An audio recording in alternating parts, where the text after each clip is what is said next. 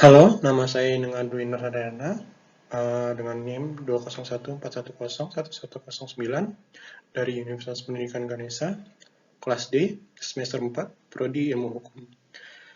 Di sini saya akan menjelaskan mengenai analisis pelanggaran pembentukan perundang-undangan dalam asas keterbukaan kepada masyarakat. Dalam analisis pelanggaran ini, kita akan membahas dua saja, permasalahan dalam proses pembentukan perundang-undangan dan asas keterbukaan terhadap proses pembentukan perundang-undangan.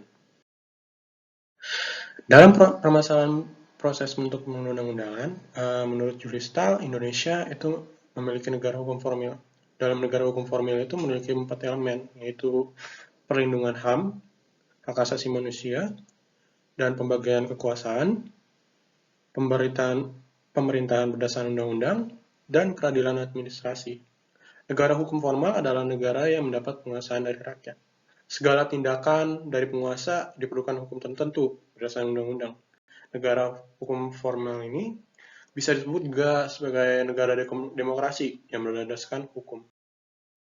Dalam Undang-Undang Dasar 1945, Pasal 20A, DPR, Dewan Perwakilan Rakyat, memiliki kekuasaan sebagai legislasi.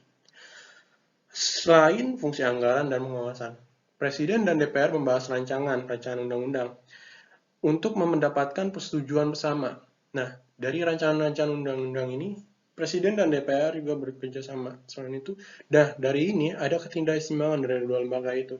Nah, sebagai dari ketidakseimbangan itu kita coba ini lihat dari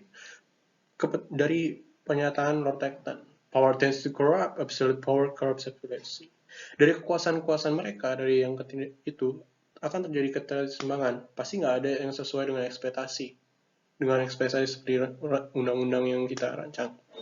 Dari keterseimbangan dua lembaga, dalam bentuk undang-undang, masyarakat bisa dapat kerugian dan jadi terpojokkan. Misalnya seperti kasus-kasus pencemaran nama baik yang dilakukan oleh orang penguasa-penguasa terhadap kalangan-kalangan rendah, masyarakat kalangan rendah, jadi terpojokkan.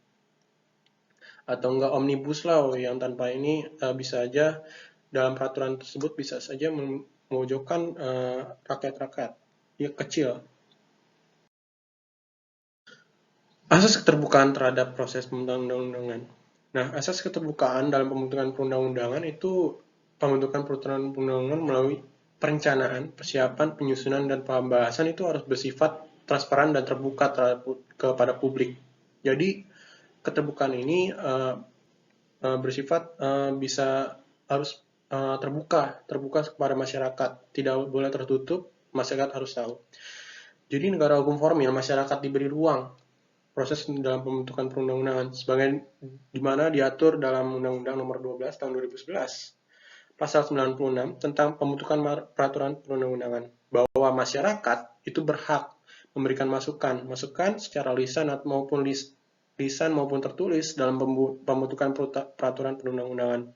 Dan itu dapat dilakukan dengan cara rapat dengan pendapat umum, kunjungan kerja, sosialisasi dan seminar, lokakarya, dan diskusi.